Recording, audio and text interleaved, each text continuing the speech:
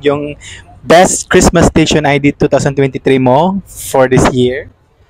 Of course.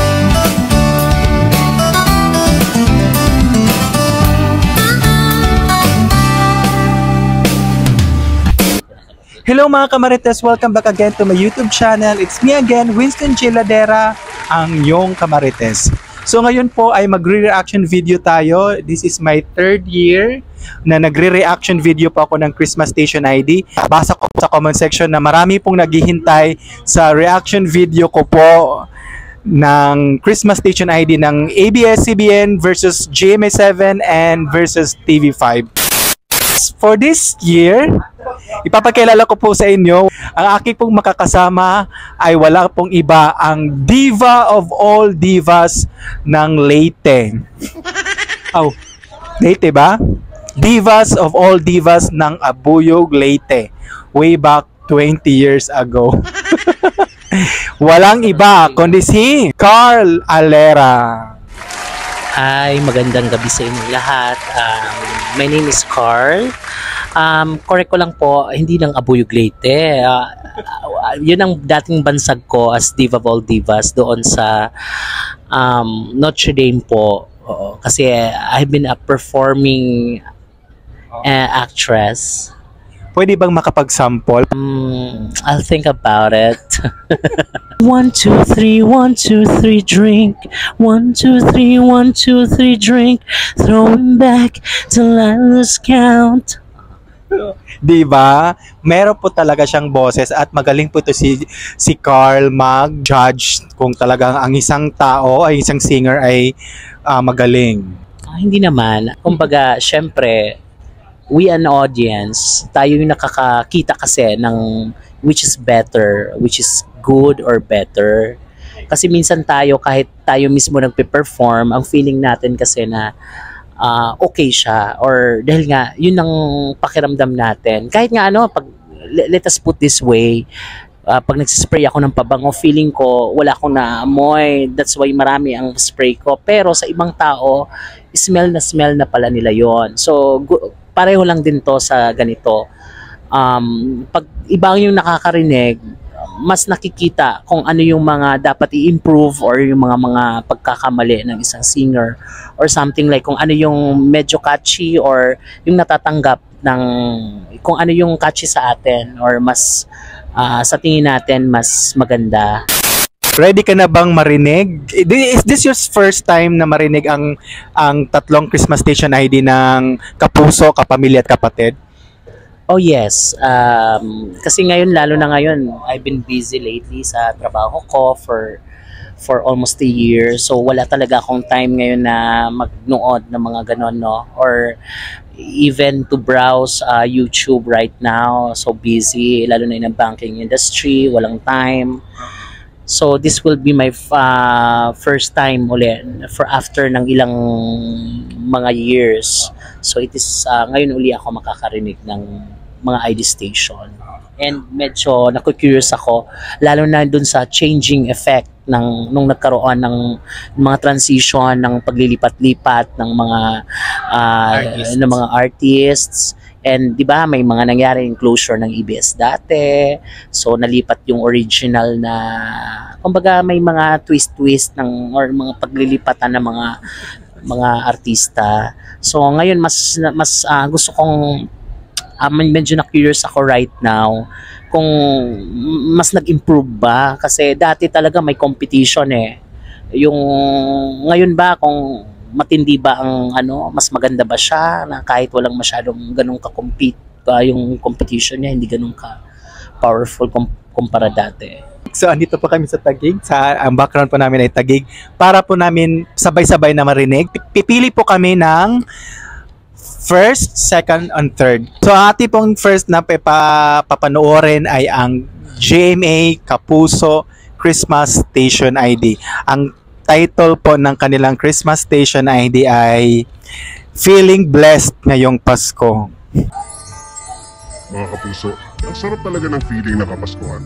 Kasi feel talaga natin kung gaano tayo ka-bless. Bawat isa sa atin may kakayahang magpasaya ng iba sa maliit man o sa malaking paraan.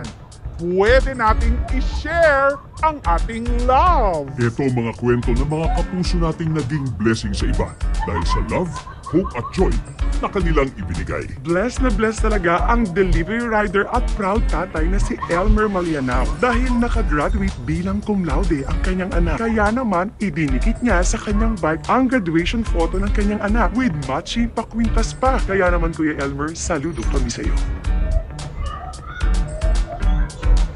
Nakakabilib ang kabutihan ni RM Capillas dahil iniwan niya ang kanyang BPO career para alagaan full-time ang kanyang ama-amahang na stroke. Kaya naman talagang feeling blessed si Tatay Abelino dahil sa pagmamahal. Pag nakasakay ka sa jeepney ni Tatay Michael Kimwell, dahil kapag nalaman niyang kulang ang pamasahe mo, ililibre niya na ang sakay mo. Ang tangi niyang hinihiling, simpleng thank you lang. Thank you din Tatay Michael.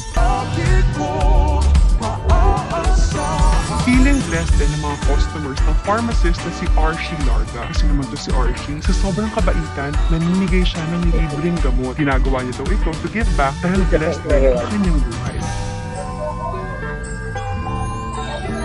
When Nanay Bernadette Zamora faced a life-threatening situation, blessed na blessed siya dahil dumating ang kanyang mga guardian angel na nursing students na sina Angel Faith Ababat at Christian Joyce Noel Ona. Dahil sa kanilang mabilis na first aid, na-save nila ang buhay Nanay Bernadette. Excuse me po. Naku, mga kapuso, alam niyo ba na si Mike Enriquez, hindi lang yang magaling sa pagbabalita, napaka-matulungin at napaka-mapagbigay rin ng kaibigan ko yan. Pero secret niya lang yun. Kaya ngayong nasa heaven na siya, pwede na namin i-share sa lahat na isa siya sa mga pinakamalalaking donor sa National Shrine of Our Lady of the Abandoned sa Santa Ana. Feeling blessed talaga kami na makilala at makasama ang isang Mike Enriquez. Sana kayo rin feeling blessed. I-share din natin ang blessings natin.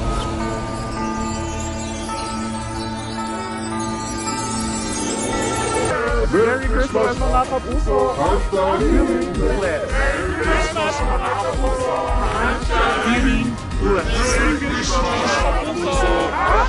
Feeling blessed! Merry Christmas mga kapuso! Merry Christmas mga kapuso! Hashtag Feeling blessed! Merry Christmas mga kapuso! Merry Christmas mga kapuso! Merry Christmas mga kapuso! Hashtag feeling blessed. Merry Christmas mga kapuso! Merry Christmas mga kapuso! Merry Christmas mga kapuso. Hashtag feeling blessed mo na yan! Merry Christmas mga kapuso. Hashtag feeling blessed ngayong Pasko. Lahat tayo ay blessed ngayong Pasko. Kaya let's continue loving one another.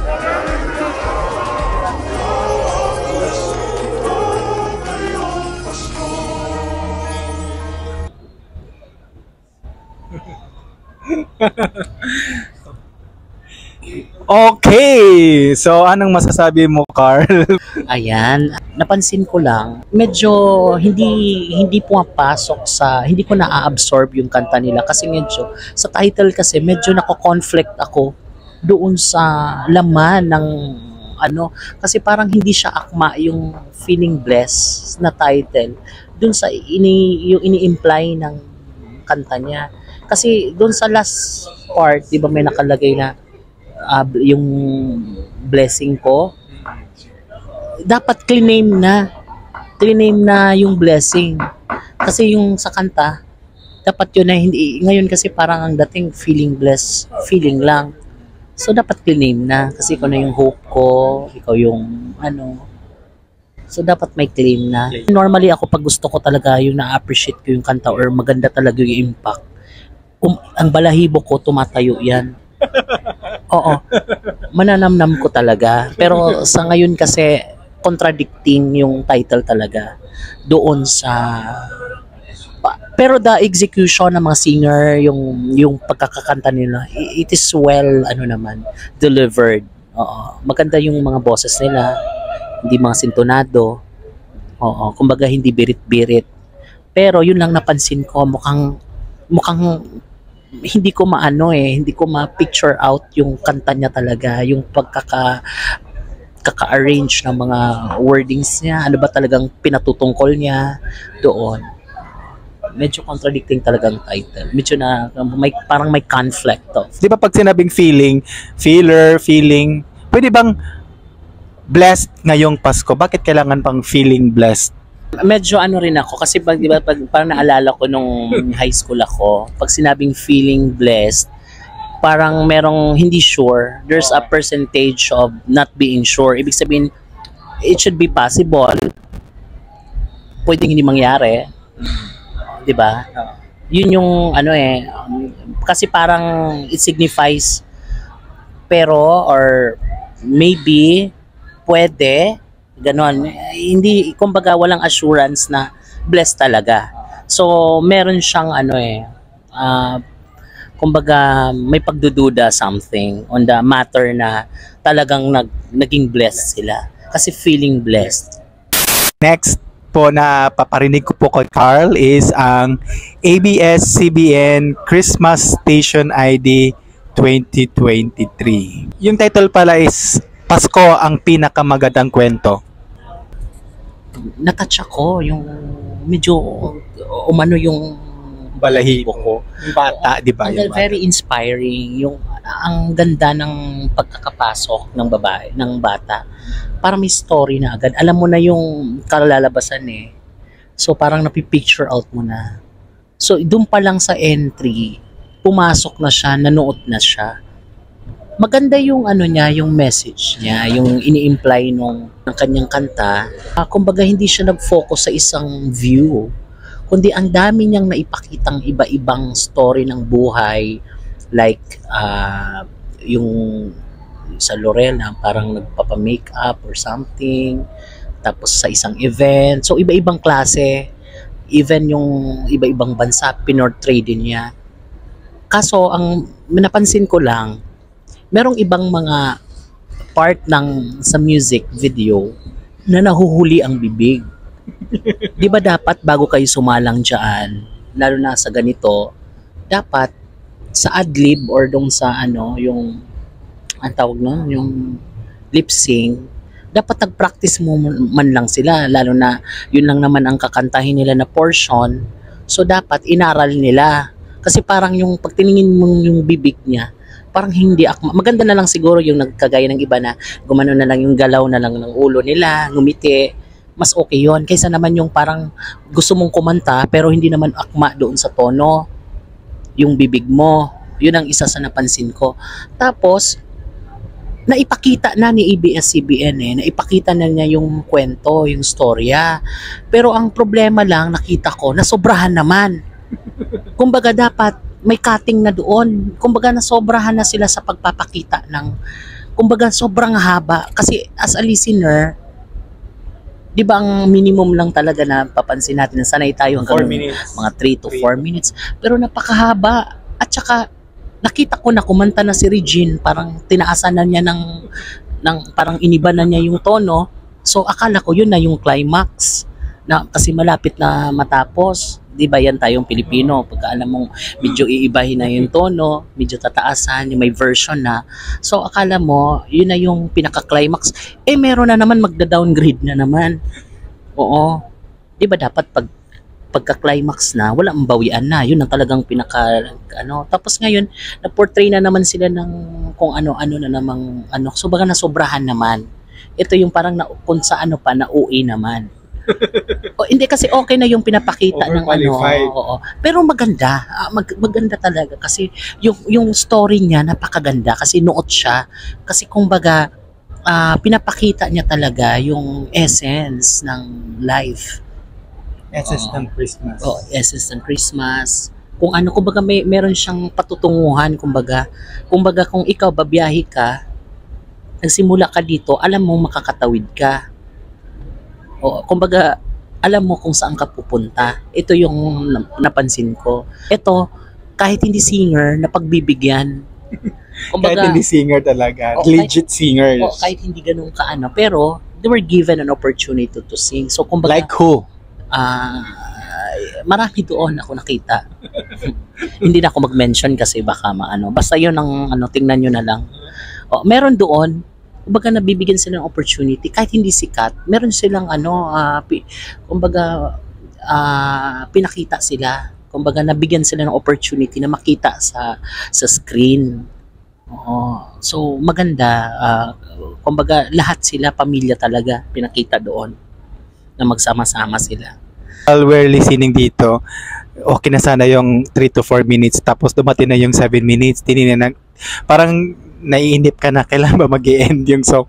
Pag tingnan mo ay kalahati pa pala ng video. Parang sobrahan sila ng exposure. Kumbaga kung ipi-play to siya sa TV, kumakain siya ng time. Tapos ito 13 minutes. Pakinggan po natin yung ating pinaka-last na entry, which is ang TV5. Ang title naman ng TV5 Christmas Station ID 2023 is Feel na Feel ang Paskong Kapatid.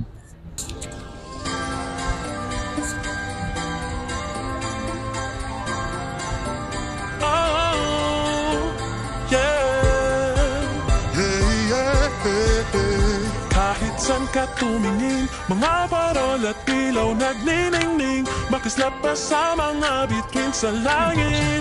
Ano? Ba't nandyan siya? Napapanood sa TV5 din ang koan, di ba? Ang ano 'yon? Quiapo, yung Quiapo.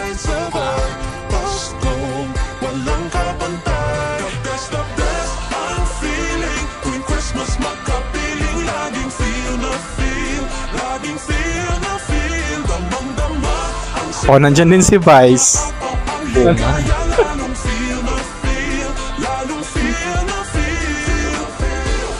Dapat nag-iisa kung saan sila, doon sila. Doon lang sila lumabas. Anong pinaka-major nila? Tara na at lang hapin, halimuyak ng utubumbong sa hangin. Nagbabalik ng Kasi nung nagja-judge ka, hindi man po pwede pareho sa nandoon yung pareho yung contestant o paano mo mas kuminit pang ating damdamin. Haplusin at agad, ramdam na ramdam bawat sandali. Tayo magkasama, di nakakasawa. Hawakan mo aking kamay, Paskong walang kapantay. The best ang feeling, tuwing Christmas magkapiling. Laging feel na feel, laging feel na feel. Damang-dama ang sigla, umaapaw ang ligaya. Lalong feel na feel, lalong feel na feel. Feel na feel ang Paskong kapatid. Feel na feel ang Paskong kapatid. Walang mas higit pa, walang mas hihigit pa sa Christmas dito o saan man. Feel na feel na feel na feel na feel. Di lang titignan, ating sisilayan. Di lang didinggin, iintindihin. Di lang hahawakan, yayakapin. Di lang sasabihin, isisigaw pa. Maligayang Pasko sa iyo, kapatid. The best ang feeling, tuwing Christmas magkapiling. Laging feel na feel, laging feel na feel. Damang-dama ang sigla, umaapaw ang ligaya. Lalong feel na feel, lalong feel na feel. Pagtapak pa lang ng September, ramdam ang Christmas fever. Hihit it na na, whenever I see, beat it na na. All I want for Christmas, it's the longest and it's the best. Paskong Pinoy is above the rest. Pag magkakasama sobrang happy naman, hindi ka lilimutan pahahalagahan. Kasabay na lalo ng buhay ngayon, kami kasama mo sa habang panahon. Sabay-sabay tayo na mapapatalon, sama sa abangan na bago sa bagong taon. The best ang feeling, tuwing Christmas magkapiling. Laging feel na feel, laging feel na feel. Damang-dama ang sigla, umaapaw ang ligaya. Lalong feel na feel, lalong feel na feel. The best ang feeling, tuwing Christmas magkapiling. Laging feel na feel, laging feel na feel. Damang-dama ang sigla, umaapaw ang ligaya. Lalong feel na feel, lalong feel na feel. Feel na feel ang Paskong kapatid. Feel na feel ang Paskong kapatid.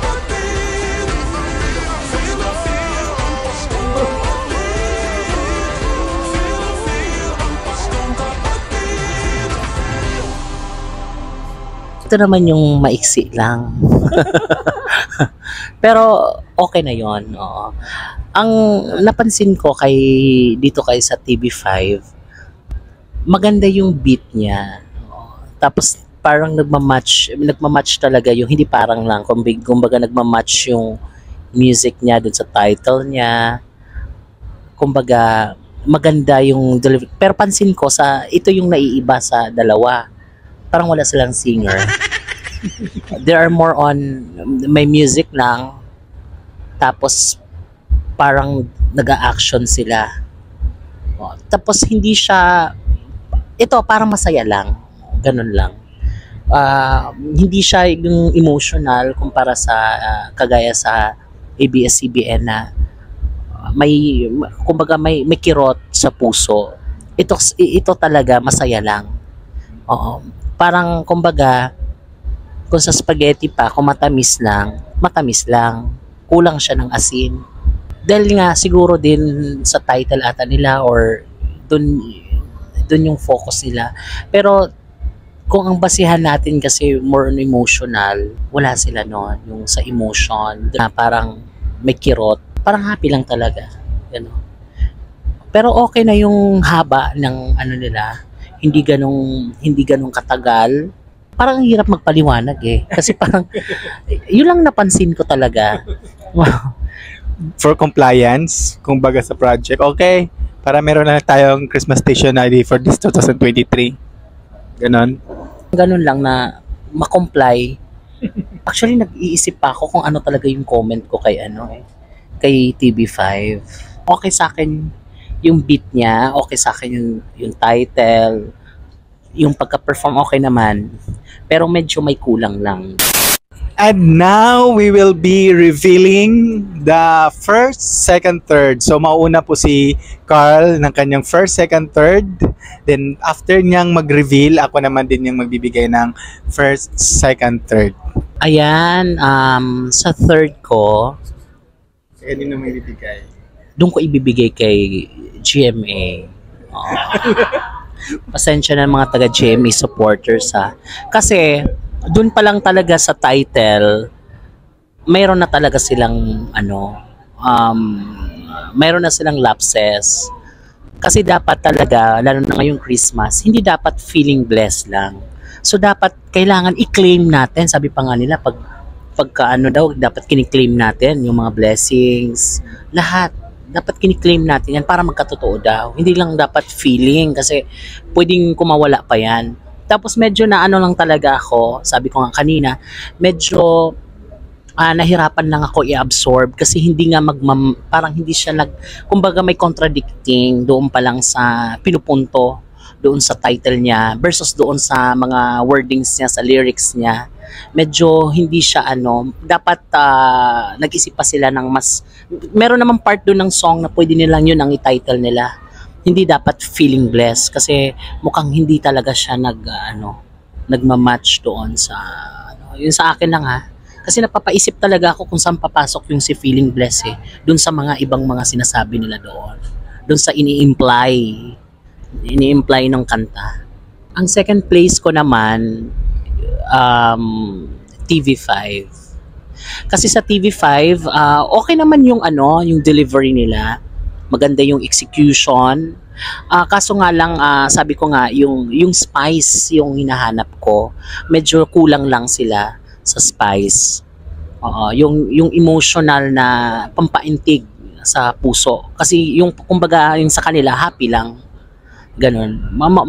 Minsan kasi, meron mas masarap kasi yung pakiramdam na yung sarap na may hirap, yung ligaya na may hirap, di ba parang ganon? Yun yung hinahanap ko, yung parang may tusok na kaligayahan. Hindi lang dahil nga yung parang let us put this way, yung nakaupo ka tapos biglang may nahulog or pag tingin mo sa basurahan may nadampot ng pera tapos bigla kang yumaman, that's happy lang, na bigligaya lang. Pero ang masarap kasi na feeling na naghirap ka, napakahirap ka sa buhay mo, kaya kayo yumaman, nag-business ka, you have gone through a lot, tapos naging biglang yumaman ka because of your hardship. Yun yung sinasabi ko na na-attain mo yung happiness na yon, na merong paghihirap, may kirot sa puso. Kumbaga may pain yung happiness mo. Yung best Christmas station ID 2023 mo for this year? Of course, si ABS-CBN. Ang ganda ng pasok kasi, medyo actually talaga, to be honest, merong talaga ako, yun ba sabi ko kanina, meron ako nakita na hindi lang okay doon sa video kasi napakahaba talaga. Kasi kung ikaw meron kang inaantay na drama, tatapusin mo pa yung kanta, masyadong mahaba, syempre magagalit ka na kasi gusto mo ng exciting part na yung papanoorin mo, kahaba ng ID station, mabubwisit ka talaga. Pero when it comes na kasi sa kasi ang pinag-uusapan dito, yung delivery or ng message, yung kanta, kung ano yung impact niya, mas naantig ako doon, most especially doon sa bata. Yung intro niya, at the same time yung pag-exit niya. Yun lang, sana next time huwag masyadong mahaba kasi naipakita naman, kumbaga sa card pa, nailatag na ang mga card doon. Kaso sobrang dami lang ng mga iba-ibang mga pinapakita doon, lalo di ba yung paulit. Merong version doon na umuulit-ulit, di ba, nang kakantahin. Tapos may mga videos sila na pinapresent na iba-ibang klase. Siguro enough na yung pinakita, yung pinakaunan, yung parang kumbaga naging redundant. Kasi kumbaga umulit lang yung iba na pinapakita. Na nakita naman kumbaga na ipakita na. Kumbaga naipakita na halos yung buong mundo dun sa story na yon. Kumbaga hindi lang sila nag-focus sa isa. Kumbaga naipakita yung story talaga kung paano yung ikot ng buhay. Gano'n napakita. Kaso sumobra lang na naging redundant lang yung kumbaga na too much, naging exaggerated lang. Pero yun yung mas tumagos sa puso ko. So ako naman, ang aking third, ibibigay ko po ang third place sa TV5. Oo. Bakit TV5? Kasi hindi ko naman alam kung sino yung singer. Wala lang. For compliance, sabihin po mo pa nga kanina. Ito muna, bago ko i-reveal kung sino yung number 1 ko. Maganda naman ang Jamie 7. Siguro hindi mo lang napansin ang Jamie 7 kasi first siyang nag-perform. First mo siyang narinig. So, medyo kanina hindi ka pa yata ready. Hindi mo pa na-internalize yung song. Ang ganda naman ng song ng Jamie 7. Dapat ang naging title na lang, Ikaw ang Blessing Ko. Kasi di ba merong mga ikaw ang hope ko, ikaw ang ganito. So dapat ikaw ang blessing ko instead of feeling blessed. Dapat gano'n na lang ang naging title. Maganda ang kanta nila, no? Maganda naman, pero contradicting lang yung title niya itself. Intro pa lang ng ABS-CBN, talagang nanihindig yung balahibo. Diba? So ito na, yung second place ko ay ibibigay ko sa ABS-CBN. Yung GMA, sila yung pinaka-the best Christmas station ID ko. So I give my best Christmas station ID for this year is ibibigay ko sa GMA. Kung hindi lang sana matagal or hindi lang sana redundant yung ABS-CBN, ang ganda naman talaga ng isimula, di ba?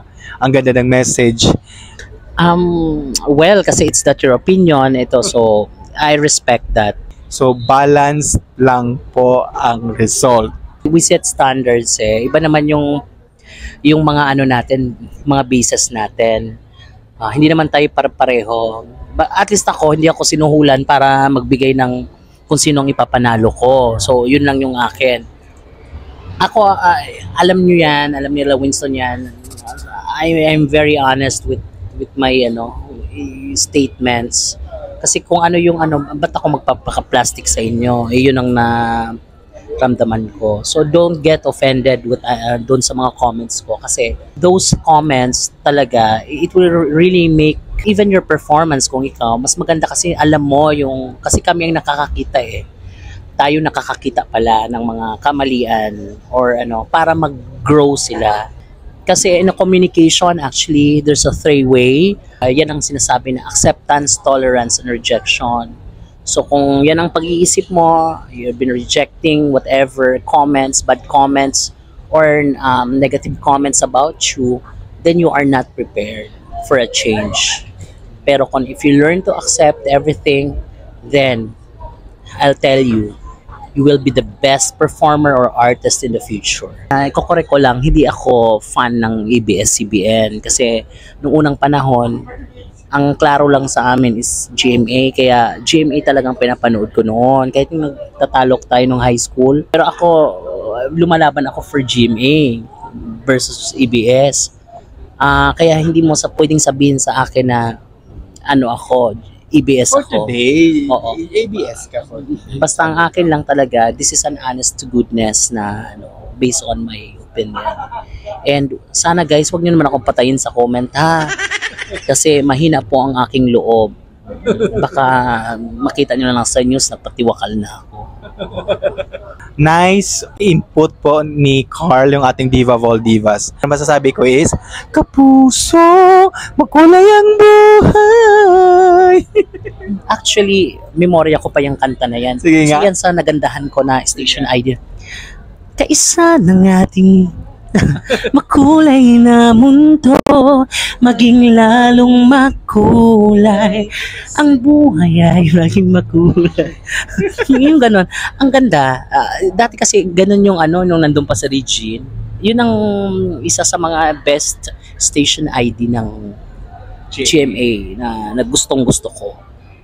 So ayun po mga kamarites, kung nagustuhan nyo po ang aming reaction video or meron po kayong comment, any reaction, suggestion, violence reaction, comment na nyo dyan sa comment section at pag-usapan natin yan. Don't forget to click subscribe and click the notification bell para updated po kayo sa aking mga upcoming videos. It's me again, Winston Chiladera, ang iyong kamarites. Bye-bye! Bye-bye!